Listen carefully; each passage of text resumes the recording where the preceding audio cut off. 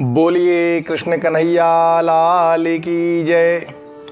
बोलिए कार्तिक मास की जय। आज कार्तिक मास के अष्टम दिवस अष्टम अध्याय में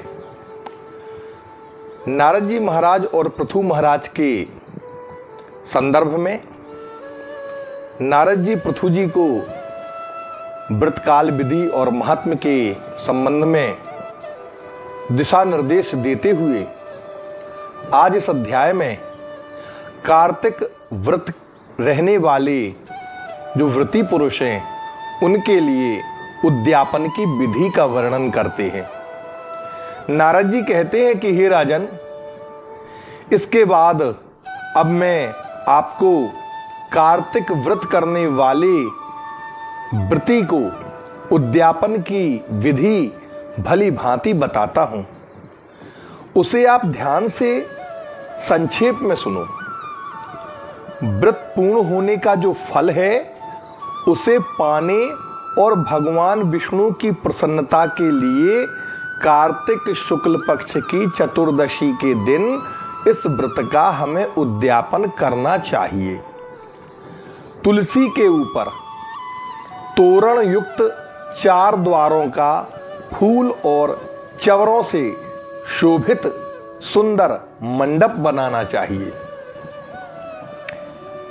उसके चारों द्वारों पर मृतिका अर्थात मिट्टी से बने हुए पुण्यशील, सुशील, जय और विजय इन चारों भगवान विष्णु के द्वारपालों की पूजा करें। तुलसी के समीप चारों ओर रंगों से भली भांति शोभायुक्त अच्छे प्रकार से अलंकृत करके उत्तम सर्वतोभद्र चक्र का निर्माण करना चाहिए। उसके ऊपर पंचरत्न युक्त और श्रीफल से सुशोभित शुभ कलश का स्थापन करना चाहिए। फिर उस कलश पर शंख गदा को धारण किए हुए और पीले रेशमी वस्त्रों को पहने हुए लक्ष्मी सहित देव देवेश भगवान श्री विष्णु की पूजा करनी चाहिए। व्रती पुरुष मंडल में इंद्रादि लोकपालों की पूजा करे। द्वादशी को भगवान जागे हैं और त्रयोदशी को देवताओं के द्वारा देखे गए हैं और चतुर्दशी को भगवान की पूजा देवताओं के द्वारा की गई है। अतः चतुर्दशी तिथि को ही शांत और सावधान मन से भक्तिपूर्वक व्रत करना चाहिए। अपने सद्गुरुदेव से आज्ञा लेकर के देव देवेश श्री भगवान की स्वर्ण प्रतिमा बनवा करके नाना प्रकार के भोजन युक्त षोडश उपचार से उनका पूजन करना चाहिए। रात्रि में गीत वाद्य आदि मंगल कर्म करके जागरण करना चाहिए। प्रभात के होने पर मनुष्य को नित्य क्रिया करने के बाद स्नान करे, संध्योपासन आदि विधियों को करे, तदनंतर होम लगावे और ब्राह्मणों को भोजन करावे। धन की शठता को त्याग करके अर्थात लोभ का त्याग करके अपनी शक्ति के अनुसार दक्षिणा देना चाहिए।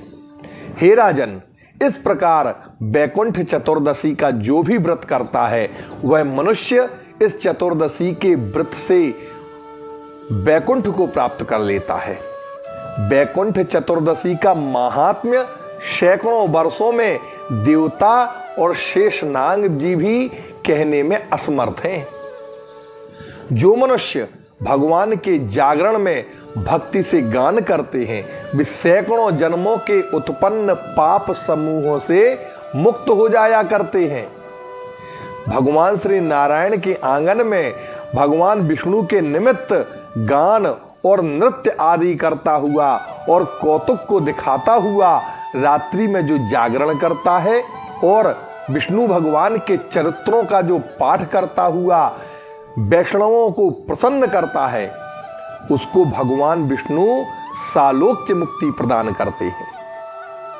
जो मुख से बाजा बजाता है और स्वेच्छालाप अर्थात वृथा के बकवाद आदि को त्याग देता है।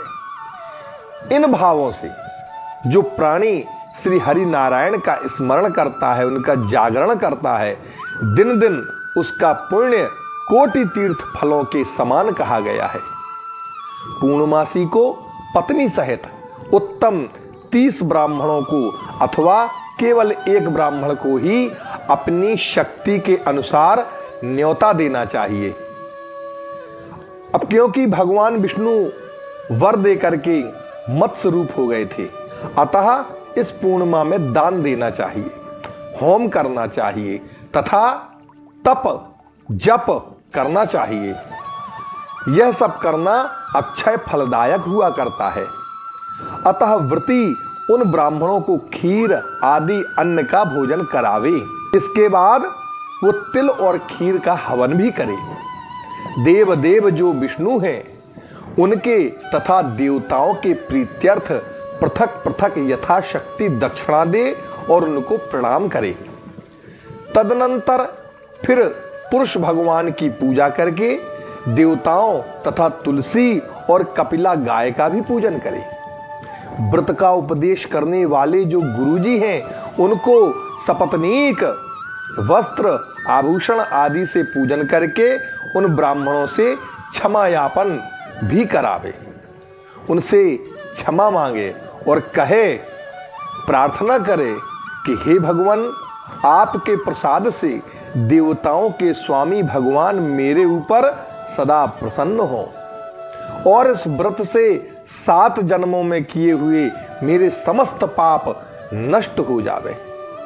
मेरी इस पूजा से मेरे मनोरथ सदा सफल होवे। देहांत के समय मैं अति दुर्लभ वैष्णव स्थान को प्राप्त करूं।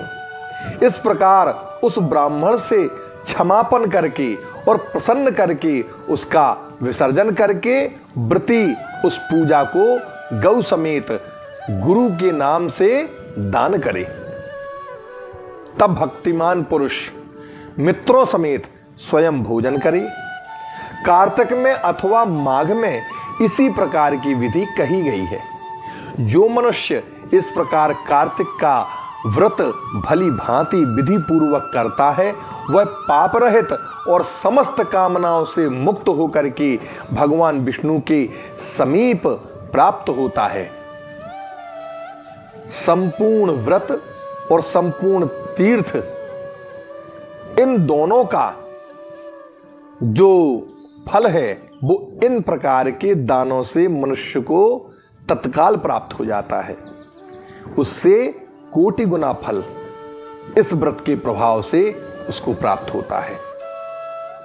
वे धन्य हैं, वे सदा पूजनीय हैं और उनका जन्म सफल है जो भगवान विष्णु की भक्ति में रत होकर के कार्तिक मास का व्रत करते हैं। देह में स्थित जितने भी पाप हैं वे उस व्रत के भय से कंपायमान होते हैं और कहते हैं कि यह मनुष्य तो कार्तिक व्रत करने वाला मनुष्य हो गया है, तो अब हम कहां जाएं?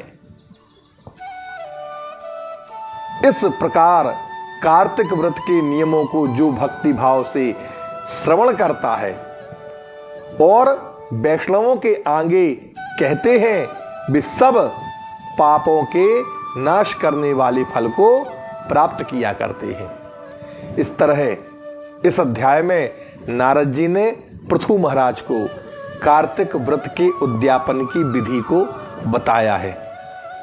इति श्री पद्म पुराणे कार्तिक महात्म्ये अष्टमोऽध्यायः। बोलिए श्री कृष्ण कन्हैया लाल की जय। बोलिए श्री कार्तिक मास की जय।